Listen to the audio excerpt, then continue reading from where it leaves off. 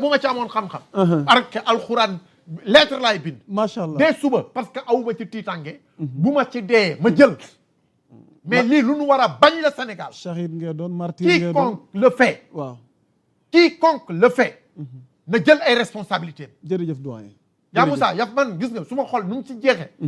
xam naa ci dara. su ma xool ni mu ci jeexee. xam naa ci dara naqar gi ma ci am. ñun ñi lay fréquenté jamono ji yëpp sa xol je l'ai même dit à mon jeune frère. pour uti kayit Europe sax. dafa dem naan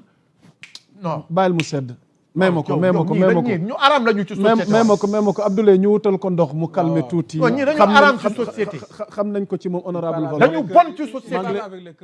macha allah macha allah ñu ngi dikk ci yow maa ngi lay yóbbanti. duñ leen ko nangu la nuyoo Samuel Mokhtar Ba. Samuel jotaay bi sa jotaay la woon ndax mi ngi lay nuyu ci commentaire yi ci taxawaayam ak mboolem ñi ne ci commentaire yi ndax ñun ñu suivre partout à travers le monde.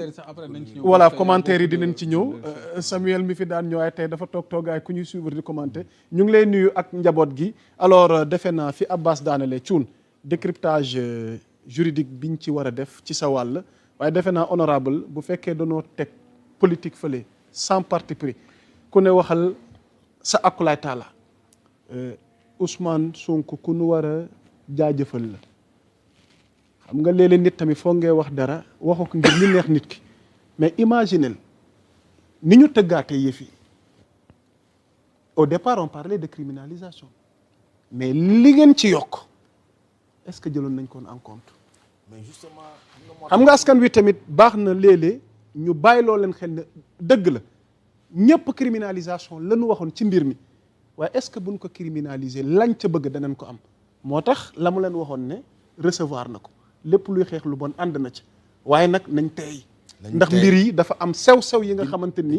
da cee nekk te defe naa ne nag xëy na looloo mujj débouché ci xalaat gii nga xamante ni amma buñ ko appliqué xëy na dinañ ci mën a am jéego honorable boo amee loo ci dolli bala laataa may ñëw ci cuun pour ñu faram-fàccee aspect juridique bi mooy li nga wax rek waaw man dama gëm ni parce que damay bañ ñu dugal ci politique ñu dugal ci loo xamante ni amma dafay jaxase askan parce que am na question yoo xam ne buñ ci àggee nañu bennoo doon benn xeex ko parce que lii defe naa ni ñun ñëpp la interpellé xam nga ñi ci bëgg a dugal politique waaw mooy ñii ñëw tey naan lii ngeen waxoon lii ngeen def au lieu ñu xool li nga xamante ne ni moom la loi bi mën a apporter comme solution par rapport ak xeex li nga xam ne mooy borom ñaari tur yi exactement et je pense que tey mais imaginez déjà définuñu woon kenn bindul woon ni lii mooy homosexualité lii mooy acte contre nature lii mooy acte contre nature wàllu apologie bi kenn bindu ko ci woon parce que léeg-léeg nga gis góor mu xaw a jigéene parce que en nga réalité bëgg a jiñ borom ñaari li ëpp solo sax man dama jàpp ni mooy li loi bi jël en compte ñi nga xamante ne nii xëj na dañ koy dooleel parce que premier ministre mu ngi koy wax ñu bëri xëj na buñ ci duggee ay koppar a tax ñu dugg ci exactement donc dañuy yor seen i koppar di financer ay organisation et cetera donc tey bu fekkente ne ni loi bi jël na en compte problématique yooyu yëpp man gëm naa ni sénégalais yëpp ñoo war a ànd manko parce que wax nga ko léegi fait de société la boo xam ne doy na waar exactement kenn xamul fan lay mujj macha allah donc pour man toog waxtaan ci kilifa diine kilifa aada journaliste homme politique ñëpp taxaw parce que y a des questions yoo xam ni ça interpelle tout un sénégalais pour man foofu la ñu war a toll donc man gëm naa ni loi bi en tout cas c'est venu à son heure comme ni ko kii waxee concrètement aussi par rapport ak dige yi nga xam ne le président du parti premier ministre du Sénégal digoon na ko askanu Sénégal. alors Pape Demba Thioune ci yow lañ jëm alors la loi elle fait débat comment la comprendre enjeux yi ci nekk contours yi tenants ak aboutissants yi comme ni ñu ko formuler mais juridiquement parlant est-ce que tey yow ci sa njàngat xel mën na dal ci ni ñu ko tëggee. waaw dégg nga xam nga ci politique nag ñi nga xamante ni ñoo promettre criminalisation. Criminalisation bokk na lu gën a jafe def ci homosexualité bi. ok parce que soo koy def da ngay violer des principes constitutionnels da ngay violer ay principes constitutionnels. et loolu da ngay am jafe-jafe. tu es obligé nga renoncer ay engagement ay traités. pour nga mën a daganal li nga xamante moom mooy li nga bëgg a def. parce que soo demee ci constitution bu Sénégal. dañ ne 95 article 80 daf ne. Le président de la République négocie les engagements internationaux. soo demee ci article 98 daf ne les traités ou accords régulièrement ratifiés et approuvés ont une autorité supérieure à celle des lois de la République. Ça veut dire que soo demee Sénégal tey président dem ratifier ay accords ay engagements ne ñun état wu Sénégal nangu reconnaître na ay droits des minorités et cetera soo ko reconnaître suñ ko approuvé suñ ko ratifié approuvé ko dañ ne loolu nga approuvé ratifié ko moo am autorité supérieure sur les lois de la République mooy sur sa constitution ci sa texte bi nga nar a appliqué supposons léegi état wu Sénégal moom si li nga xamante moom mooy constitution moom dafa am lu mu fi bind daf ne la personne humaine est sacrée mu ne sa vie humaine est inviolable et inaliénable mais pare ne nit ku nekk mën nga dañ lay bàyyi nga am droit développer li ñu tuddee sa personnalité mooy le développement libre développement de sa personnalité foofu tuun constitution moo ko non am na lu mu wund waaw léegi am na lu lan lañ bëgg léegi nag loolu personnalité moom diggante droit d'être et droit d'agir loolu kese la mooy li nga bëgg a doon ak li nga bëgg a jëf yooyu lay teg li mooy le libre développement de sa personnalité c'est ça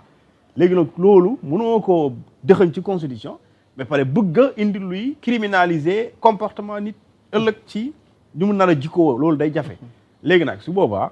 li nga def par exemple mooy durcissement des peines même soo ko defee man dama gëm ne l'état du Sénégal dafa war a gën a pare sax parce que dina subir pression moom moo xam ndax day cédé wala du cédé te lu warul nekk problème bu dee ñi nga xam ne ñoom ñooy Ousmane Sonko ak Bassirou Diomaye Faye danoo gëm souveraineté no waruñu xalaat sa ay pression extérieure parce que pression extérieure moom du ñàkk dès l'instant parce que moi j'ai commencé à voir cette pression là ñun on nous appelle des homophobes depuis que ñu jàpp ay góor jigéen on appelle le Sénégal un pays des homophobes c'est-à-dire soo demee ci benn kuréel waaw stop mu ngi tudd stop homophobie dañoo jël li xew Sénégal photo bi taf ko sa seen site te l'un des sites yu gën a mag ci àdduna bi di défendre ay ñi ne ci li ñu tuddee ay góor jigéen ay ñi di foye parce qu'on nous reproche en tant que pays souverain lu tax ñuy tënk nit ñi ci seen orientation sexuelle voilà et après d'office on nous appelle mais justement pour ne pas couper allez-y honorable vite fait waaw mon cher juriste c'est-à-dire pour man il faut pas ñu yóbbu affaire bi ci président Bassirou Diomaye ak le premier ministre Ousmane Sonko pression bi c'est tout le peuple sénégalais ñoom ñoo ko war a peut-être subir ñoom ñoo war a taxaw aussi pour que lii ñu bëgg ci xeex ko ñu xeex ko parce que sànq Abbas mu ngi koy wax amul benn diine suñu réew bu ko bëgg du diine du éthique du moral du dara loo xamante ne nii tey bëgg na ko yaa ngi koy wax léegi mais est-ce que ñun dañuy nangu ñoom la ñuy dundee ñu di ko dundee am na réew yu bari yoo xam ne nanguwuñu ñaari jabar pourtant ñun nangu nañu ba ñeenti jabar suñu dëkk est-ce que ñun tey dañuy nangu ñoom ñu ñuy xoolee bët boobu wala boog bëgg ñu war a nangu tey ñoom ñuy teg pression président de la République wala premier ministre et d'où l'importance aujourd'hui que ça soit juriste que ça soit kilifa diine kilifa aada ñëpp ànd manko pour que loi bi ñu mën ko teg voté ko inchallah accompagner le gouvernement dinañ ci ñëw honorable moom dafa nekkoon ci texte yi ça dafa am loo xam ne suñu constitution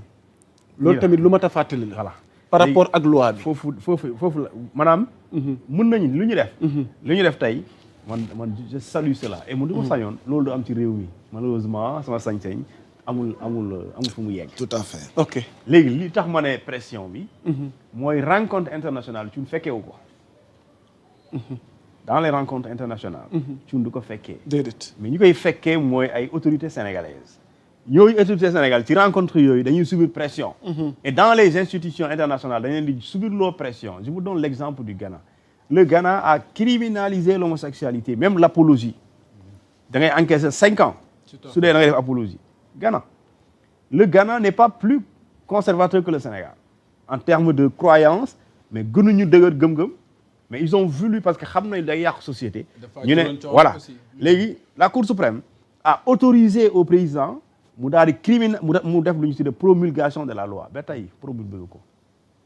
parce que il est sous pression des institutions de la communauté internationale léegi c'est une question de choix yow tu préfères protéger ta société le Sénégal ou bien céder au nom de ce qu'on appelle de cette pression internationale loolu ngay tànn gëm naa ne laata ngay durcir les peines c'est parce que def nga calcul boobu ba xam ne quel que soit ñoom seen gis-gis yow tu continueras te xam nga ci loo nekk loolu du problème léegi nag ci durcissement peine yi moi je suis tout à fait d'accord si lépp lu ñu wax parce que loi nag vraiment mais doone waa acte contre nature mooy loo ko jàppee loolu la du noonu da nga koy définir parce que sunu loi bi am 319 bi amul définition dañ ne quiconque aura commis un acte impudique ou acte contre nature, d'accord, sur un individu de son sexe, dañ lay daan 2 ans jëm 5 ans mais loolu waxuñu lan mooy acte contre nature c'est pas une définition dañ ne acte contre nature soo ko jëfee dañ lay daan waaw léegi lan ngay def ba ñu jàpp ne loolu acte contre nature la y a pas une définition et ici mu am définition ñu ne la tout acte sexuel wala à caractère sexuel de 2 individus de même sexe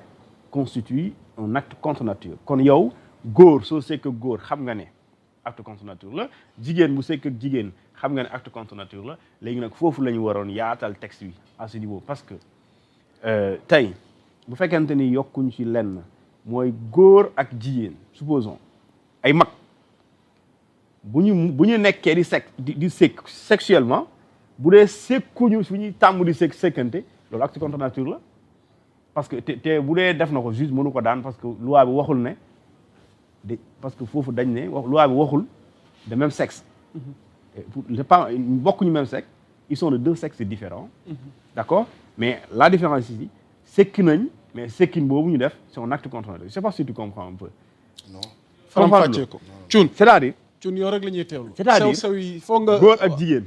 xam nga dañ ne des individus de même sexe n'est-ce pas mooy góor ak góor jigéen ak jigéen n'est-ce pas léegi il se peut que jigéen ak góor des majeurs góor sekk ak jigéen feneen foo xamante ni du foofu la ñuy sekk ak moom loolu acte contre nature la loolu soo ko yóbbee ci juge loolu soo ko yóbbee ci juge bu dee ci texte nu ñu ko bindee mënu ko daan parce que waxuñu de sexes différents dañ ne de même sexe et pourtant l'acte c'est un acte contre nature yaa ngi dégg honorable comprendre nga sax def et su boobaa foofu su boobaa honorable ndax dégg nga su boobaa honorable yu wala ci amendement yi su boobaa ku jigéen ki mën na ne man lii laa bëgg ku góor ki def ko tey même su fekkente ne yow da nga ko bugloo ko en réalité loolu c'est un acte contre nature mais c'est pas punissable parce que la loi dit de même sexe et non de sexe différent comprends nga est-ce que loolu aussi war nañ ko yaatal parce que loolu day yàq jikko parce que loolu dafay du point de vue santé day créer ay feebar léegi nag plus que dañuy aar société bi ci yàqu-yàqu ci jikko ak wér-gu-yaram dañ ko war a yaatal aussi nga xamante ne pexe perversion du duggaale foofu parce que am na yoo xamante ne liberté moo la si dugal perversion moo la si dugal mais du question de xel bu sell wala lucidité léegi nag puisque si loolu la ñu nekk alors dañu war a yaatal loolu ci lu ma jàpp léegi nag si fekkee dañuy ñëw ci durcissement des peines effectivement c'est tout à fait normal et dans la loi j'ai bien aimé benn point bu ñu wax ne juge bu lay atte amul possibilité def sursis ni réduire waaw mais pareil il est obligé mu appliquer au moins 5 ans ça c'est vraiment loolu da nga koy tënk c'est-à-dire que juge bi amul liberté kon jàppal na yow sénégalais bi wala yow gan bi heure bu ñu la tuddee ci yëfu góor jigéen tu risques d'abord 5 ans d'office mooy waaw minimum mooy juge bi attekat bi mënul la def sursis mooy bu ñu la demee ba lay atte mënul ne waaw yaa ko def mais demal am nga sursis un mois loolu mënul nekk déedéet amuloo ko mooy da ngay tëdd au moins 5 ans léegi nag selon les circonstances aggravantes mën nga dem ba 10 ans moo tax ñu ne la si tu soo commettre acte bi sur une mineure ou bien sur un mineur mooy yow dañ lay appliquer la peine maximale mooy 10 ans yi ngay encaisser loolu c'est pour protéger également li ñu tuddee la minorité mooy xale yi waruñu subir li ñu tuddee les envies les désirs des grands waruñu ko subir. parce que pour dëggal li nga wax souvent am na ñoo xam ne dañ naan ba ñuy xale. lañ leen ko def parce que affaire bi si moment boobu lay jëlee. et c'est le cas de Pierre Robert par exemple. li ñu koy citer on recrute des formateurs dits sexuels di jël ay xale yoo xamante ne 13 ans 12 ans 14 ans di leen jàngal ñu di leen filmer mais ñooñu bu doon loi bi ñëw na kooku ñooñu dañ leen di jàpp ñëpp dugal leen ci kaso bi léegi ces genres là comme Pierre Robert foofu la loi bi amee solo mooy il faut couper le cordon ombilical. Le cordon ombilical c'est quoi? C'est toutes ces personnes là toutes ces agences ou bien toutes ces ONG yi nga xamante ni dañuy def la promotion de l'homosexualité en faisant quoi? di jël xaalis di leen jox parce que ñu bëri xaalis moo leen ci dugal léegi da ngay empêcher à la personne qui décaisse de l'argent pour encourager les jeunes pour ñu nekk ci loolu. et loolu su boobaa mooy tu commenceras aussi par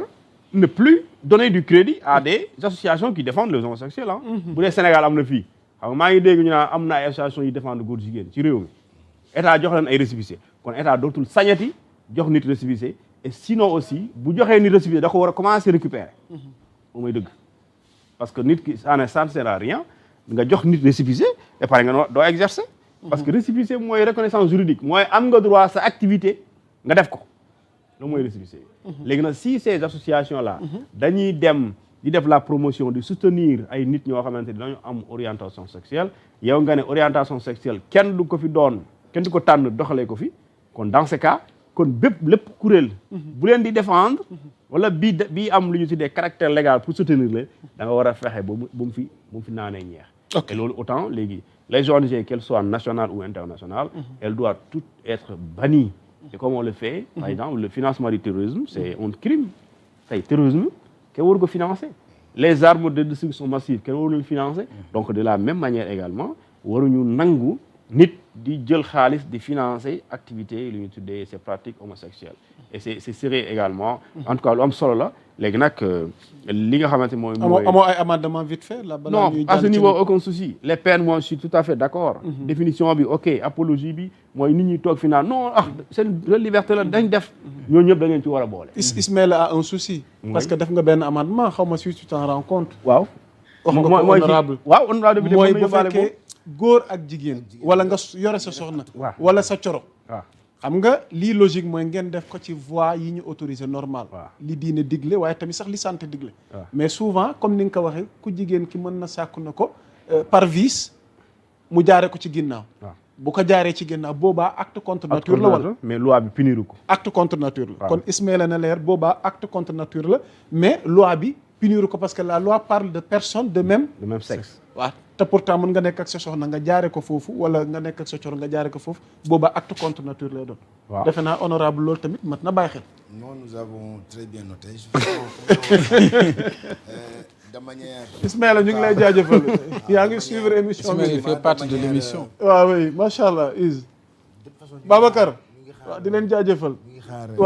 loi bi waaw donc bu ñëwee lépp luñ ci war a càmbar waaw dinañ ko ci jàmbar waaw lépp loo xamante ne ni jàpp nañ ne aussi lu koy gën a ñoŋal la mais en tout cas li ñu mën a wax mooy déjà disposition yi nga xam ne premier ministre annoncé na ko jàpp nañ ne satisfaire na en tout cas la majorité des Sénégalais ok et li koy wane rek mooy plateau bi tey ñi fi nekk ñëpp rafetlu nañ ko ba pare taxaw pour accompagner le gouvernement par rapport à la mise en œuvre de cette loi là pour que li ñuy wax acte contre nature wala xeex góor jigéen mën a jeex ci réew mi maintenant le plus important après dans les jours à venir dinañ ci gën a waxtaan gën cee yaatal parce que comme ni ñu ko waxee sànq rek ñëpp ci war a jàpp pour que mu mun a sotti ok alors balaa ñuy jàll ñu def ci taxaw seetlu sur le plan juridique parce que tey Ousmane Sonko am na plaidoyer bu fort bi nga xamante ni porté na ko à l'endroit des personnes yi nga xamante ni nag ci biir enquête bi exposé nañ seeni ay secret ci wàllu wér-gu-yaram ci place publique bi ba indi na stigmatisation ba ñenn ñi indi na ay jafe-jafe ci seeni njaboot lenn ci askan wi jàpp ni non comme ñooñu la ñu def àgg na fenn fi ci mbon autant ñu war a exposer loolu te cuun maag yow démb defe naa am na lu ma la ci junjoon laaj la ko est-ce que il est permis tey jii nii secret médical comme nun ko waxee ñu koy teg à la place publique ci cas de figure bi parce que nit ñee ngi génn ku ci nekk yaa ngi amal sa gis-gis di jël contre-pied ou position Ousmane Sonko maintenant qu'en est-il du droit yoon lan la wax ci wàllu secret médical juriste Pape Demba Thioub légalement il a raison Ousmane Sonko moralement Sénégalais yi mënuñu ko accepter mais ci texte il a raison bu dee ci texte lay waxee gëm naa bu dee ci droit lay waxee il a raison mais moralement Sénégalais bi mënul accepter ki feebar xam ne daa feebar di tey di ko wàll ay sénégalais nga ne nañ ko protéger après alors que moom il a mis en danger de la vie de millions de sénégalais moralement sénégalais mënu ko accepter mais là aussi mais légalement waajalal poste yi ñi def réplique waajal ko Abdoulaye léegi légalement waaw allez-y Ovaro mais là aussi je pense que il a parlé de droit loolu la man légalement il a raison légalement il a raison waaw mais moralement kenn warul xam nga cas de figure bi dafa nekk cas de figure boo xam ne du ma ne mi ngi fii soog a am waaye en tout cas c'est exceptionnel. c'est exceptionnel c'est-à-dire am feebaru benn jàngoro tey di ko wàllaate parce que xam nga ne am nga ko ngay def loo xam ne leer na la ne yow nii boo sikkee ak ñoom da nga leen ko wàll loolu c'est un cas exceptionnel moo tax effectivement même dans le parti gis naa peut-être beaucoup de commentaires yoo xam ne ñenn ñi jàpp nañ ne bu nit ñëwee feebar am VIH sida mu leer ko ni moom dafa sida mu tey di ko wàll ay ndaw kooku du ku ñuy suturaal du koo xamante ne nii war nañ ko nëbbal leen nam c'est un débat qui est là léegi mais li ëpp solo pour man mooy sur le plan juridique waaw léegi nag comme sur le plan juridique waaw yoon daf ko tere man jàpp naa ni dañu war a focaliser wu ci loolu le temps que nag ñu xool parce que àddina aussi pour man c'est des avancements c'est vrai mën nañu peut-être changer les dispositions ne nit koo xam ne dafa tey di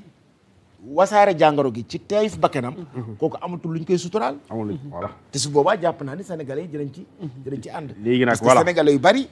jàpp nañ ne effectivement moralement kay def lu bon loolu ba ciy lor ay doomu aadama doonul koo xamante ne nii xëy na war nañ ko voilà léegi moi je vais vous expliquer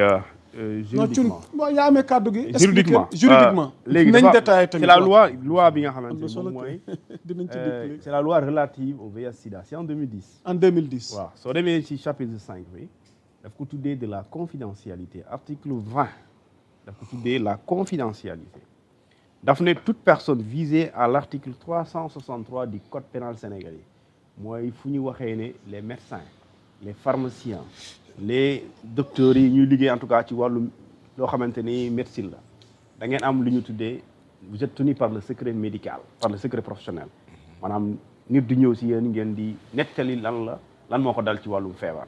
ñu ne ñooñu et toute autre personne ayant accès aux dossiers médicaux aux résultats des tests de dépistage ou informations médicales relatives en particulier à l'identité et au statut sérologique des personnes vivant avec le VIH sont tenues à l'obligation de confidentialité. À ce niveau, Ousmane Sonko a totalement raison. À ce niveau. ñu ne sauf exception day am sauf consentement de l'intéressé, nul ne peut accéder aux informations relatives à son état sérologique ou à toute autre information médicale le concernant. maanaam le concerné moom bu ñu ko defalee dépistage. waaw moom bu waxulee ne wanal ma sama yaay lii wala wanal ma diw wala wanal ma presse bi. lii sama résultat. wala lii sama contenu dépistage. kenn amul droit génnee ko même sa soxna. waaw. sauf consentement donc day am consentement. sauf consentement de l'intéressé. nul kay amul sëñ bi amul. nul amul ku la jege. nul amul sañ-sañ. nul c'est une négation double. nul ne peut. pare mu ne toutefois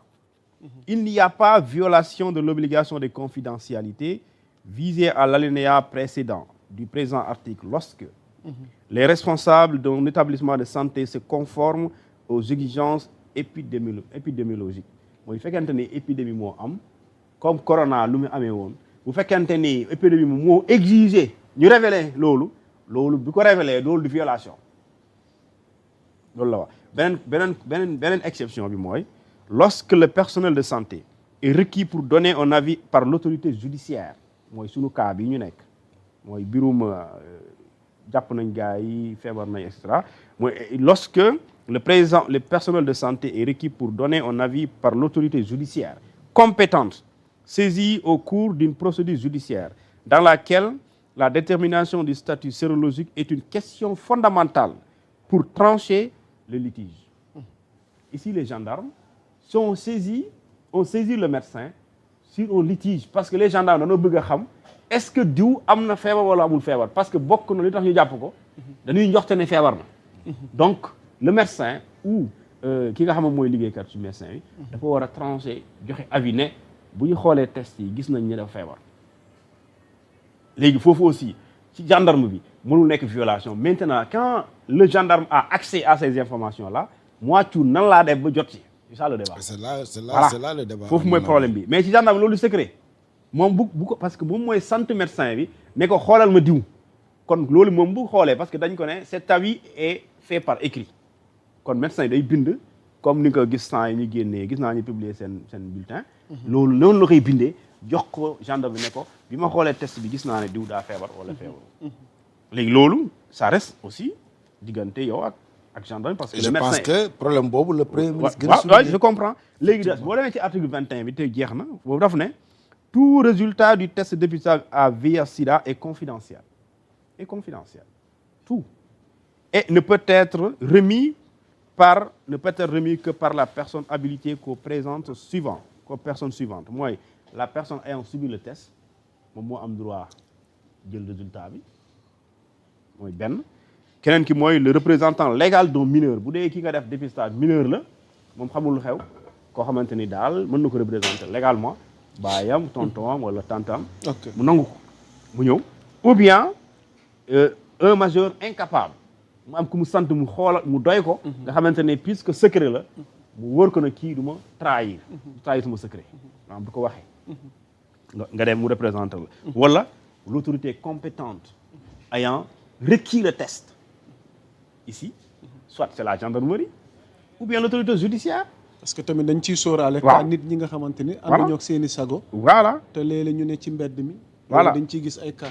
effectivement waaw après mu ne la personne habilitée par celui qui a subi le test. maanaam bu fekkente dañ laa defal test yow nga jàpp ne non xaaral ma yónni diw noonu kooku nga yónni suñu xamee ne moo la yónni ki yow mi ñu defal test mi dañ la koy jox. ok léegi nag bu weesoo lii kenn amul droit publier résultat wu kenn. léegi nag le journaliste parce que coow li foofu la le journaliste lui soo demee ci code de la presse lu mu wax mooy article 5 daf ne le journaliste et le technicien de médias ont le droit d'accord d'avoir accès libre accès à toutes les sources d'information et d'enquêter sans entrave sur les faits d'intérêt